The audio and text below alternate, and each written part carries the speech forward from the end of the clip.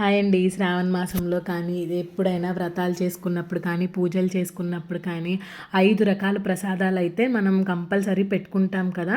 అది చాలా ఈజీ ప్రాసెస్లో అయితే నేను ఈ వీడియోలో చెప్తున్నాను. ఈ వీడియో మీరు పూర్తిగా చూడండి, మీకు యూజ్ అవుతుంది అని అనుకుంటే నాకు ఒక సబ్స్క్రిప్షన్ అయితే చేయండి. నేను చాలా సింపుల్గా ఏవి ముందలు చేసుకోవాలి, ఏవి తర్వాత చేసుకోవాలి, ఈజీగా అయ్యే టిప్స్ అయితే చెప్తాను. ఫస్ట్ మనం రేపు మార్నింగ్ పూజ చేసుకోవాలి అంటే నైట్ కొన్ని పనులు అయితే చేసుకోవాలి. దాంట్లో శనగలు నానేసుకోవటం అనమాట. అది ఒక ప్రసాదంగా మనం తీసుకుంటాం కదా ఎప్పుడు. ఆ శనగలు నానేసుకోవడం, పొంగల్కి ఎన్ని బియ్యం అయితే తీసుకుంటామో అది ఎంత బెల్లం పడుతుందో అది పక్కన పెట్టుకోవడము, వేరే గిన్నెలో వేసుకొని దానికి సంబంధించిన డ్రై ఫ్రూట్స్, ఇలాచీ పౌడర్స్ అన్నీ పక్కన పెట్టుకోవాలి. ఇంకా పులిహార చేస్తుంటాం కదా, పులిహారకు కావాల్సిన బియ్యం కొలిసి పెట్టుకోవడము, చింతపండు రసం అనేది రాత్రే పిండుకొని పెట్టుకోవడం కానీ, ఆ కోపు దినుసులన్నీ ఒక దాంట్లో వేసుకొని పెట్టుకోవడం, దానికి కావాల్సిన పచ్చిమిరకాయలు ఒక గిన్నెలో వేసి పెట్టుకోవడం, అలా అన్నీ చేసేసుకుంటే నైటే మార్నింగ్ లేచాక మనకి పని చాలా ఈజీగా అనిపిస్తుంది అనమాట. మళ్ళీ మనకి ఏదైనా కనిపించకపోతే మనం డబ్బాలు వెతుకుతూ ఉంటాం కదా, అవి కూడా మనము నైటే వేటిలో ఏం వేయాలి అవి అన్నీ తీసి పక్కన పెట్టుకున్నట్టుంటే ముందల వరుసలో మనకి తొందరగా ఈజీగా దొరికిపోతాయి అన్నమాట. ఫస్ట్ అయితే కొంచెం పాలు నీళ్లు పోసేసి అయితే పొంగల్కి పాలు అయితే పెట్టేశాను. ఎప్పుడైనా సరే పొంగల్కి పాలు కొంచెం పొంగిన తర్వాత బియ్యం వేసుకున్నట్టయితే మంచిది, దేవుడికి మనము నైవేద్యంగా చేసేటప్పుడు మాత్రం. తర్వాత పొద్దున్నే లేచిన తర్వాత బెల్లం రాత్రే పగలు కొట్టుకొని ఉంచుకున్నాను కదా, దాంట్లో కొంచెం వాటర్ అయితే పోసేసాను అనమాట. ఆలోపు అది కూడా మెల్ట్ అయిపోతుంది, ఈజీగా పాసంలో కలిసిపోతుంది కదా. పొంగల్లో డైరెక్ట్గా వేస్తే ఇరిగే ఛాన్సెస్ ఉంటుందన్నమాట. అందుకని చెప్పి అలా మెల్ట్ చేసి వేస్తే కనుక అస్సలు పొంగల్కి ఇరగదు పాసం అంటే. ఇంకా తొందరగా అయిపోతుంది. జస్ట్ పక్కన డ్రై ఫ్రూట్స్ యాడ్ చేసేసుకొని పాసంలోకి తీసేసుకుంటే పొంగల్ అయితే అయిపోతుంది. ఫస్ట్ ఎప్పుడైనా పొంగల్ పెట్టేసుకోండి, మీరు పొంగల్ పెట్టుకుంటేనే మంచిదన్నమాట స్వీట్.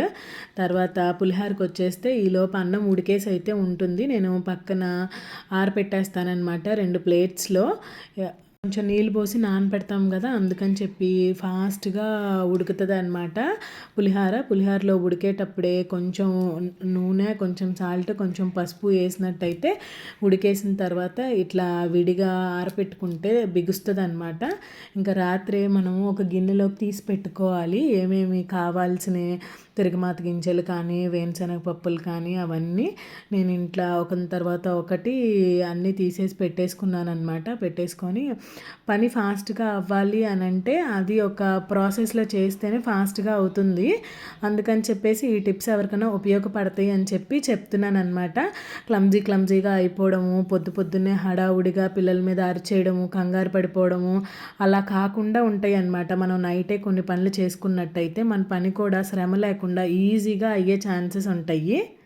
కంగారులో ఒక డబ్బాలో ఉన్నవి అస్సలు కనిపించవు, మనం ఏ డబ్బాలో పోసాము అనేది అసలు గుర్తుకు రాదనమాట ఆ టైంలో. దానికోసం అటు ఇటు వెతుకుతూ ఉంటాము, అలానే టైం అయిపోతూ ఉంటుంది.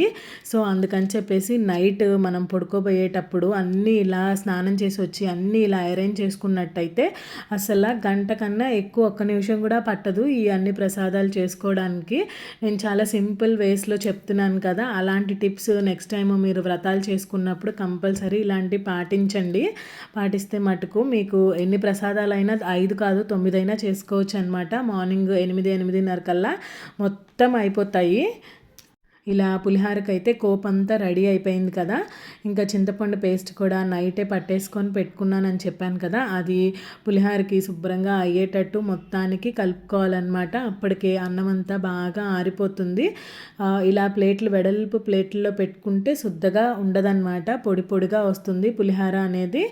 ఇంకా నేను కలిపేసుకుంటున్నాను, టామరిన్ పేస్ట్ వేసేసి కలిపేసుకొని తర్వాత ఈ తిరగమాత వేడిగా వేయకూడదన్నమాట. ఎప్పుడు కొంచెం చల్లారి తర్వాత వేయాలి, లైట్గా చల్లారితే సరిపోతుంది వేస్తే. అప్పుడు పులిహోర టేస్ట్ అనేది చాలా బాగుంటుంది. వేడి కోపు ఆరిపోయిన అన్నంలో వేయకూడదు అనమాట, పులిహోర కొంచెం టేస్ట్ అనేది తగ్గుతుంది.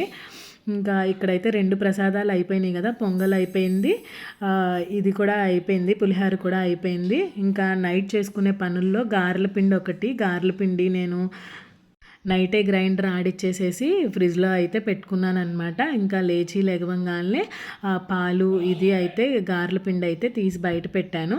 ఆ 2 ప్రసాదాలు అయిపోయిన తర్వాత పక్కనైతే పెట్టేసుకొని, ఇవి ఎక్కువ ఆయిల్ వంట కదా కాబట్టి అందుకని కొంచెం నిదానంగా చేసుకోవాలి, హడావుడిగా చేసుకుంటే చేతులు కాలుతాయి అని చెప్పేసి ఆ 2 ప్రసాదాలు చేసిన తర్వాత ఇంకా గారెలు అయితే నీట్గా వేసేసుకుంటున్నాను అనమాట. ఇలా స్టీల్ బాండీలో నూనె పెట్టినట్టయితే తొందరగా కాలుతాయి గారెలు, మనకి లేట్ ఉండదు. నాన్ స్టిక్ వాటిల్లో కన్నా ఈ స్టీల్ బాండీ అట్లా పెట్టుకుంటే నూనె తొందరగా కాలి గారె కూడా ఈజీగా కాలుతుందనమాట.